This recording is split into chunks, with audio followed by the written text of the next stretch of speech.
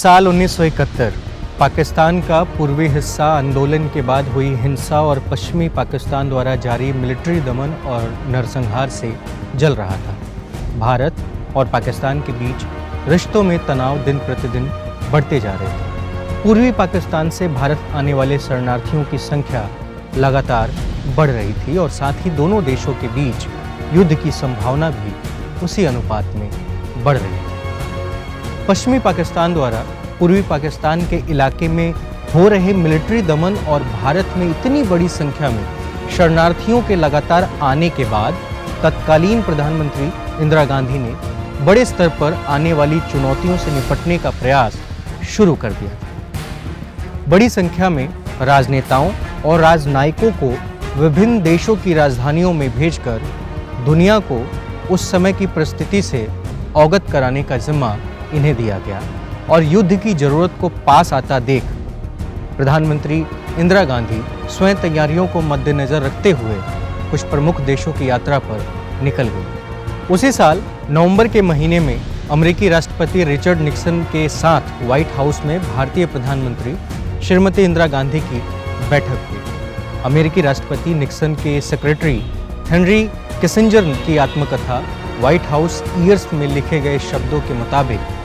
बैठक के दौरान निक्सन ने इंदिरा गांधी से तल्ख तेवर के साथ कहा था, यदि भारत ने पाकिस्तान के मामलों में नाक घुसाया तो अमेरिका चुप नहीं बैठेगा और भारत को सबक सिखाया जाएगा। इंदिरा गांधी ने तब शांति के साथ गरिमापूर्ण अंदाज में उत्तर दिया, भारत अमेरिका को मित्र के रूप में देखता है, बॉस के रूप में नहीं। भारत अपनी नियति स्वयं लिखने में सक्षम है।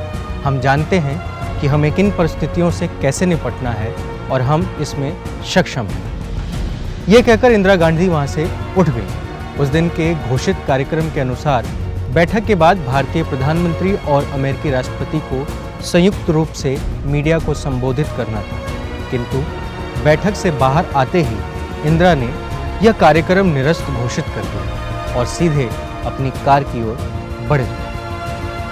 उनकी आगवानी की ड्यूटी कर रहे सेक्रेटरी किसिंजर ने कार का दरवाजा बंद करते समय पूछा, मैडम प्राइम मिनिस्टर, क्या आपको नहीं लगता कि राष्ट्रपति के प्रति आप कुछ और धैर्य का प्रदर्शन कर सकती थी?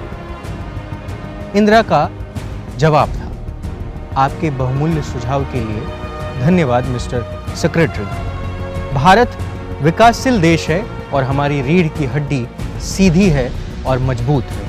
अत्याचार का सामना करने के लिए हमारे पास पर्याप्त इच्छा शक्ति और संसाधन है। हम साबित कर दिखाएंगे कि वे दिन चले गए जब कोई शक्ति हजारों मील दूर बैठकर किसी देश पर शासन कर सकती थी या फिर उसके शासन को प्रभावित कर सकती थी। ये इंदिरा गांधी के अंग्रेजी में कहे शब्द थे जो उन्होंने व्हाइट हाउस में उस दिन अमेरिकी राष्ट्रपति की आंखों में आंखें डालकर कहे थे। इंदिरा जी के भारत लौटने के बाद अमेरिका में इस यात्रा से भारी अफरा तफरी मची। अमेरिका ने पूरी दुनिया की मीडिया को न्योता दिया, अपने पैटर्न टैंक दिखाए, उनकी खूबियां दिखाई, आधुनिकता का प्रचार किया और 270 पैटर्न टैंक को पाकिस्तान के लिए रवाना कर। तत्कालीन अमेरिकी राष्ट्रपति निक्सन यह सब दिखाकर दुनिया भर में एक संदेश देना चाहते थे कि कोई भी देश इस युद्ध में भारत की मदद करने के लिए सामने ना आए। दिसंबर 1971 में 13 दिनों तक चले युद्ध में भारतीय फौजियों ने 270 में से अधिकांश पैटर्न टैंकों को ध्वस्त करके अमेरिकी गुरूर को थार के रेगिस्तान की धूल में मिला दिया। अमेरिका ने अपने नौसेना बेड़े की 7वीं फ्लीट को बंगाल की खाड़ी में भेजा, लेकिन तब बहुत देर हो चुकी थी। दुनिया का भूगोल बदला जा चुका था। वो ऐतिहासिक दिन आ चुका था जब भारतीय फौज ढाका पहुंची। 90,000 से अधिक पाकिस्तानी सैनिकों ने भारतीय जनरलों के सामने आत्मसमर्पण कर दिया था। मुजीबुर रहमान को पाकिस्तान जेल से रिहा करवाकर दिल्ली और फिर ढाका लाया गया। भारत ने बांग्लादेश को मान्यता दी।